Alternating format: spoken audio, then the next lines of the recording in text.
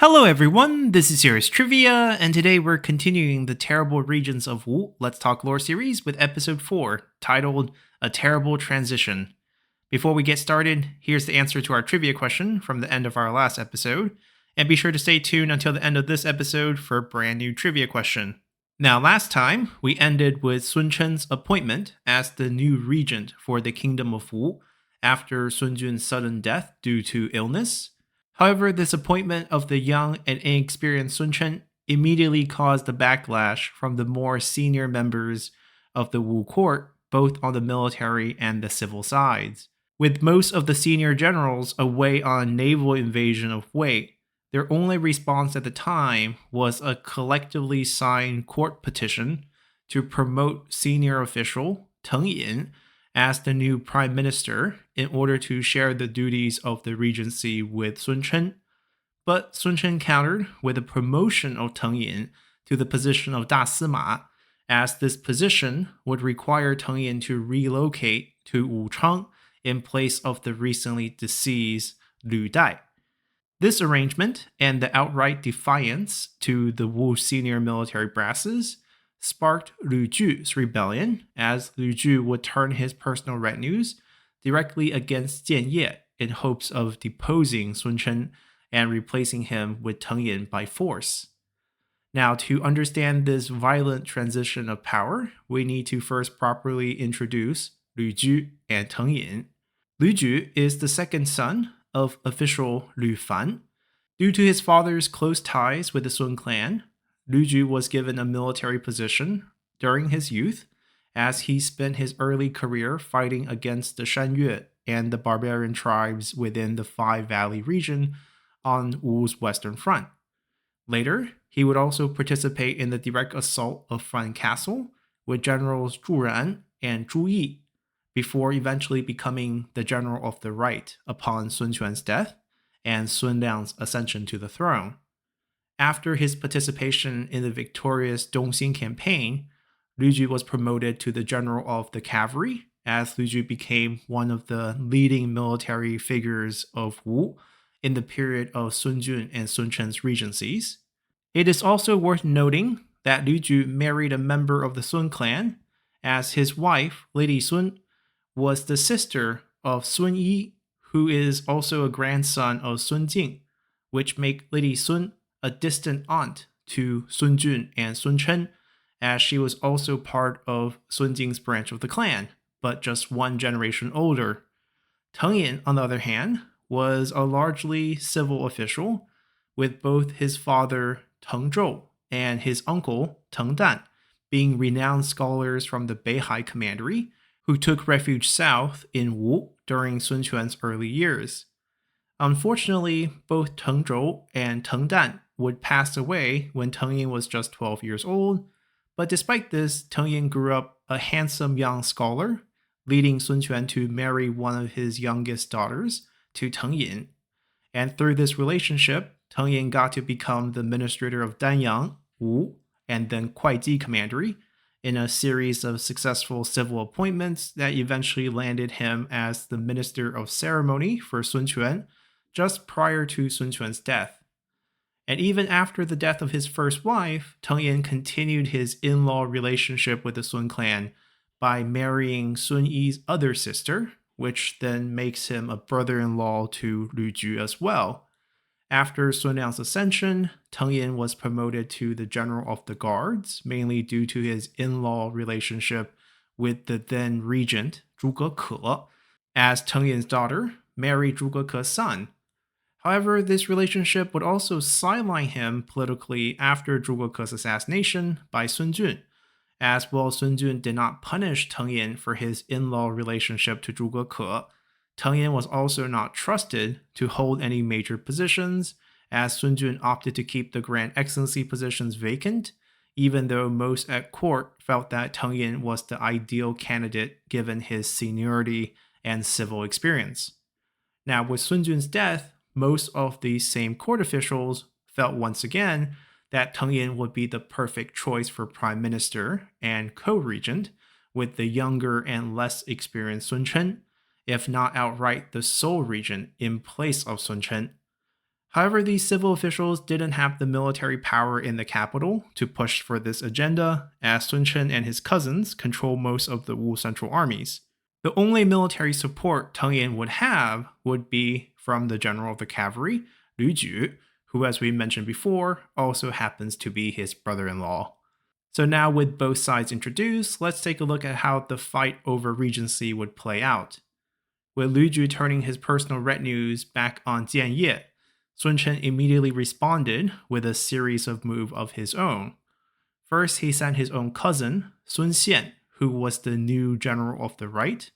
along with generals Ding Feng and Shi Kuan, who was the commander of the Wunan unit, or the emperor's own elite force, to attack and halt Lu Ju's retinue from returning to the capital, on the premise that Lu Ju had rebelled. At the same time, Sun Chen also issued an imperial edict in Emperor Sun Liang's name to command generals Wen Qing, Tang Zi, and Liu Zuan to join in on the attack against Lu Ju, who is now officially framed as a traitor to the state. With this external threat addressed, Sun Chen then sent the newly appointed general of the left, Hua Rong, and the chief imperial secretariat, Ding Yan, to pressure Teng Yin to also publicly denounce Lu Ju's rebellion.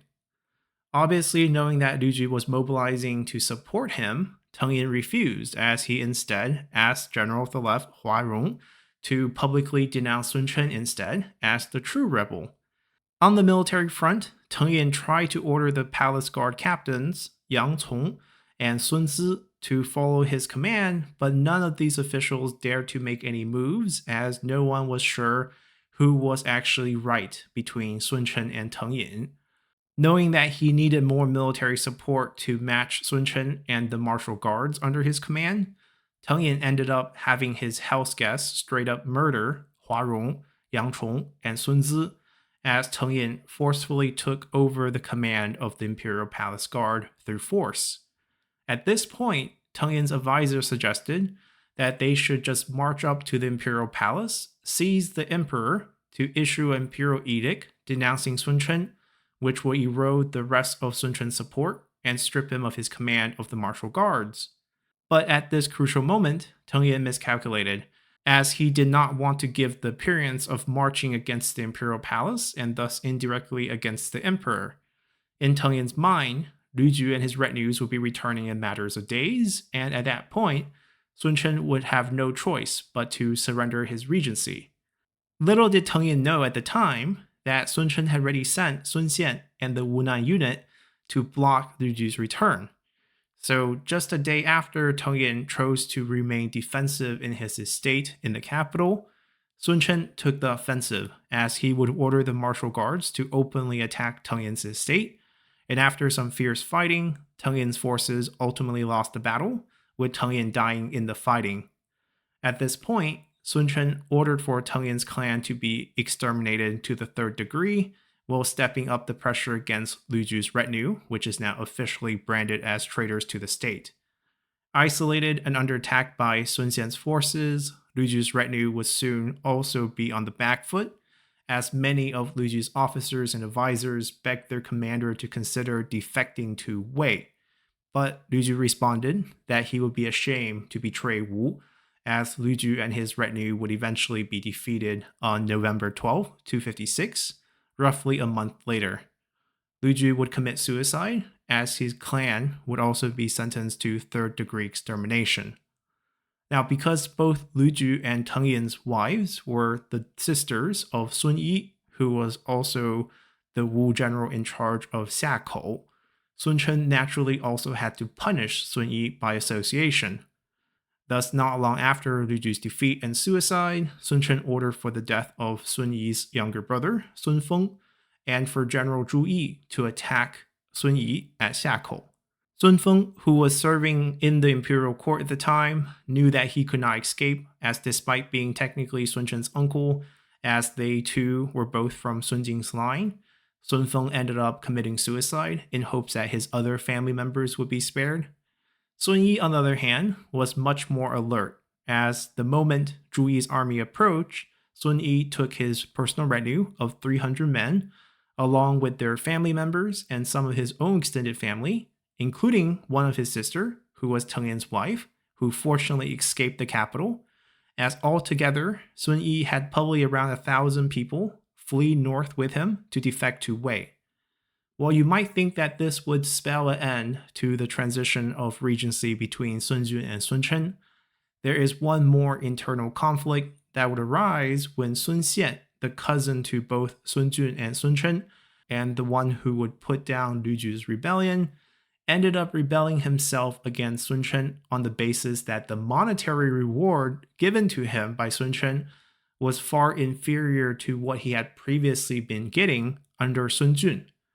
But Sun Xian's rebellion would ultimately fail when his co-conspirator, Wang Dun, accidentally leaked the assassination attempt, leading to Wang Dun and Sun Xian's arrest by Sun Chen. Both would eventually be given poison and forced to commit suicide in prison, spelling an end to a turbulent period of Wu history that can be best described as the terrible transition. And to put this period in perspective, our episode here will end with a list of all the Wu senior officials and generals and imperial clan relatives that would die either directly in the power struggle or in outright mismanagement of military campaigns that would span from the beginning of Sun Jun's regency all the way to Sun Chen's assumption of power.